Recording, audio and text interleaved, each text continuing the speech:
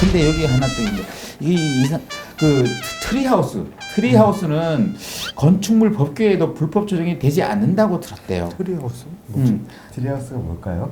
나무에다가 이렇게 짓는 공중에 떠 있는 기둥 없이 뭐 이렇게 나무에 걸치거나 뭐 구조와 구조 사이에 떠 있는 것을 이거 명백히 불법이지. 아니 이게 아닌가? 제가 요거를 방송에서 한번 다룬 적이 있어요. 그래요? 근데 살아있는 나무기 때문에 구조 계산이 안 된대요.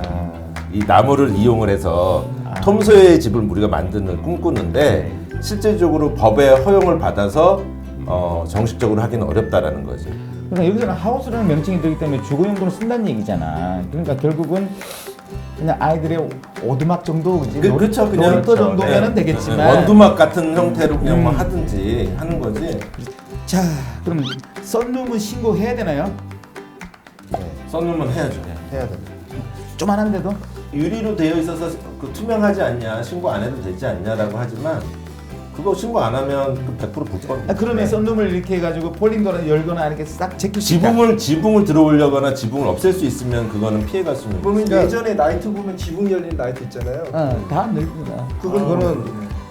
그건 지붕이 열렸다 닫았다 하는 거지. 건물에 메인 건물에. 근데 썬룸은 정확하게 온실이잖아요. 시골이나 전원에서는 약간의 유도리가 있지만 특히 도시 공간에 얼마 전에 이태원 사고 같은 그러한 밀집된 도시 공간 내에서는 1도 허용이 되지 않는 부분이라고 참고해 주시기 바랍니다. 옥상에다가 썬룸 만들겠다고. 근데 그건 100% 걸려요, 신고 없이. 그렇죠. 네, 맞습니다. 차선 건축선에서 좀 이격거리를 두고서는 앞에 카페 같은 거 많이 하죠. 다 불법이잖아요. 데크를 깔아가지고 영업을 하면 불법인데 예를 들면 양평에서 했다. 불법일까요? 그러니까 불법이긴 해도 그걸 가지고 않아서. 문제를 하진 않죠. 그러니까 영업행위나 이런 부분들은 사실은 지역마다 다를 수밖에 없다. 이 장소에 따른 인정법으로 또 이렇게 네. 부인되는 부분도 있는 네. 거지. 자, 여기는 또 문화재 관리 지역에 있는 논이에요. 근데 그 일부 밭으로 만들어 텃밭을 사용하고 있는데 그 비닐하우스도 안 되고 농막도 안 된다 한대. 그래서 캐러반 있잖아요, 캐러반 가져다 놓으려 합니다. 이거 괜찮을까요? 저는 이제 걱정스러운 게 캐러밴이 들어갔다가 그 캐러밴만 있는 게 아니라 점점 덩치를 불려갈 것 같아요. 살림이 붙고 뭐 하게 되면 그거는 나중에 문제가 크게 될 수도 있을 것 같아요. 근데 대부분 이제 전원주택을 이제 꿈꾸는 사람들이 저번에 이제 컨테이너를 하나 갖다 놓거나 아니면 이런 캐러반을 하나 갖고 놓고 이렇게 살아보고 여기 이제 집을 지어야겠다라고 이렇게 생각하시는 분도 많더라고요. 네. 아마 그분 중에 한 분일 것 같은데 요거 면사무소에 문의해 보세요. 이거 100% 면사무소 문의하는 게 제일 나을 것 같아요. 1층 위에다가 이게 전원주택 같아요. 네. 이게 도움으로 된 요즘 기성품 파는 거 있잖아요, 그죠? 네. 그거를 이제 살짝 올려놓으려고 그러는데. 이거 뭐 인터넷 링크도 걸어 놓으셨네. 이렇게 이거 양수리에 있습니다. 이 돔하우스 이글루처럼 이렇게 FRP를 만든 건데 이거 신고해야 되나요? 저는 오히려 건축물이 올라가는 걸로 봐서 이 구조도 검토를 해봐야 될 것 같고 이거는 해야 되지 않을까요? 정식으로? 지금 그 하우스 자체가 돔하우스라고 해서 나오는 그 설비나 이런 것들이 다 들어가지 않아요? 그치. 화장실 설비도 들어가고. 그러면은 전- 이게 지붕이나 벽의 구조나 재료에 대한 부분들을 우리가 뭐 딱 이걸로 해야 됩니다라고 하는 건 없지만 건축물의 일부로 보지 않을까요? 그렇게 되면. 그리고 저기 돔하우스 내 화장실이나 배수나 이런 것들이 1층과 연관이 만들어질 텐데 그럼 저걸 증축으로 봐야지 가설 건축물이나 이렇게 보지는 않을 자, 거예요. 그럼 신고하세요. 해외에서는 과연 이렇게 불법인지 아닌지 또 편법인지 하는 것들은 어떻게 하는지 궁금합니다. 혹시 해외 사례 알고 계신가요? 해보고 싶어요. 예전에 이제 카자흐스탄 인허가 관련해서 그 지사에서 공부도 하고 인허가 관련해서 알아봤었는데 거기는 약간 사회주의 국가잖아요. 스님이라 그래서 뭔가 이렇게 딱 매뉴얼이 아주 구체적으로 다 있어요. 용도별로도 정해져 있고 그래서 뭘 이런 고민을 별로 안 하는 것 같아요.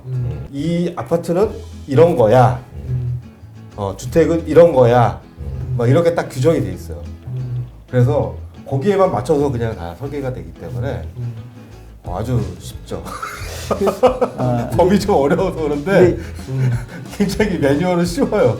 보면은 저희가 설계 순서를 보면 기본 설계를 끝나고 인허가를 받고 그리고 저희는 실시 설계를 하거든요. 저희는 인허가 때 지금 이런 법규적인 사항들이 그런 이해관계가 많기 때문에 그때 여기서 풀고서 실설계에서 담아서 푸는데 미국인의 친구랑 이야기를 해보면 기본 설계 끝나고 실설계가 다 끝내고 인허가를 간대요.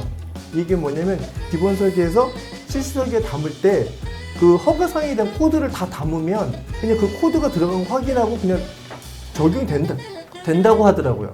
저희가 법규가 세부적으로 법규는 많지만 이해관계가 풀어야 되는 부분들이 많기 때문에 세부적으로 지자체마다 또 다른 의견들 때문에 여기 요 내용들이 좀 다른 것 같아요. 제가 봤을 때는. 그 건축법 같은 경우도 그 상위법하고 하위법하고 모순되는 법도 있어요. 그리고 관계되는 법이 안 맞아요. 그러면 이거 좀 정교하게 조율해내지 못한 것 같아요. 일단 법을 만들 때부터.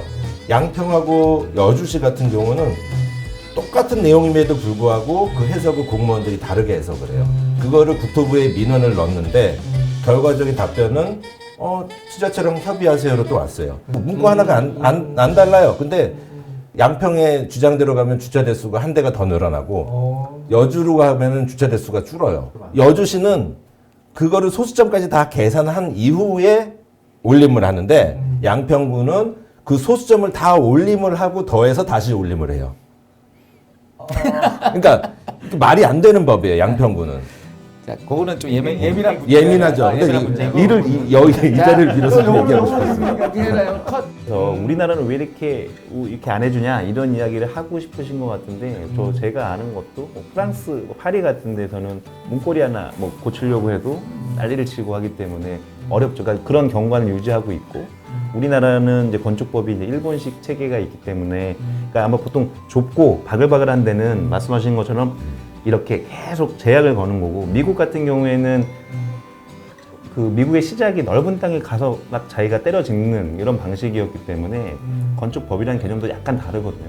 법이라고 하지 않고 빌딩 코드라고 하는 것도 그 시작은 보험 때문에 생긴 걸로 제가 알고 있어요. 그러니까 보험을 들어야 뭐 화재가 나거나 뭐 그런 대화재가 냈을 때 다 타버리고 하면 결국엔 보험사가 인정을 해줄 거냐 안 해줄 거냐. 그래서 미국 사람들 입장에서 보면 이거 증축이냐 뭐 아까 말씀드렸던 뭐 보험 집을 짓느냐 이게 보험을 못 들으면 이건 재산권으로 인정을 못 받기 때문에 뭐 대출을 받거나 이런 게 안 되기 때문에 그런 게 굉장히 중요한 거죠. 그래서 개념이 완전 달라서 이거는 우리나라 현실에 맞게 우리나라 실정법에 맞게 너무 이렇게 열받아 하지 마시고 잘 지키셔야 될 것 같습니다. 그러니까 시기적으로 마을 공동체가 제대로 형성된 곳에는 사실은 그 정도의 인정적인 부분들은 다 용인해주고 사는 거죠, 뭐. 그렇지 않나요? 그렇죠. 맞습니다. 시골 마을에. 다음에도 궁금한 거 있으면은 우리 땅반조 팀에 무엇이든 물어봐 주세요. 많이 주래 주라? 많이 주세요. 질문 주세요. 감사합니다. 아, 그렇게 잘하네.